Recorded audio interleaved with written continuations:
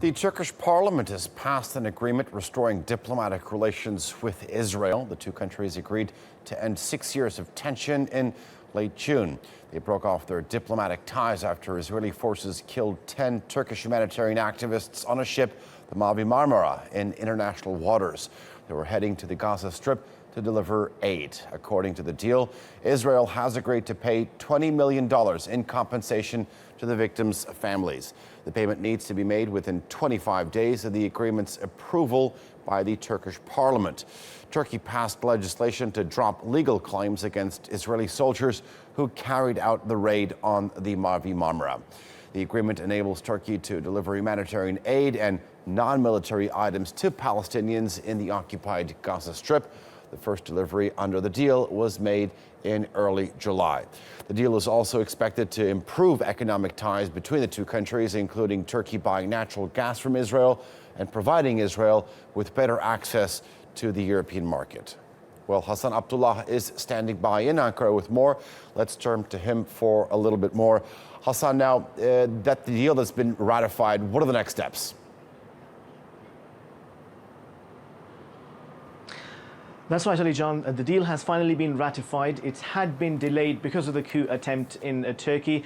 Foreign Minister Mevlut Çavuşoğlu has said that he had hoped that the deal would have been ratified earlier, but he said that it was delayed because of unforeseen circumstances. Now, Israel has 25 days to pay $20 million in compensation. That amount would be paid as lump sum. Other than that, some of the cases that are currently pending, that have been registered against some Israeli soldiers, those cases will be dropped from Turkey. And furthermore, Turkey has offered assurances that no further cases would be filed against Israeli soldiers or government officials in this regard.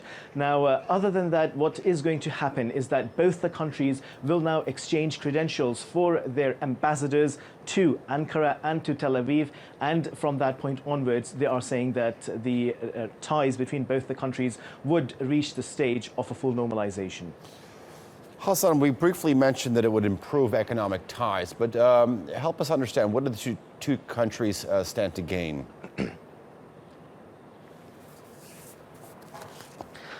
Well, from Turkey's point of view, even though the naval blockade has not been lifted, but what Turkey is arguing is that what it has managed to achieve through that is that it would be able to deliver the much needed aid to the Palestinians. Turkey is going to be working on a number of infrastructure projects in the West Bank and also in the Gaza Strip.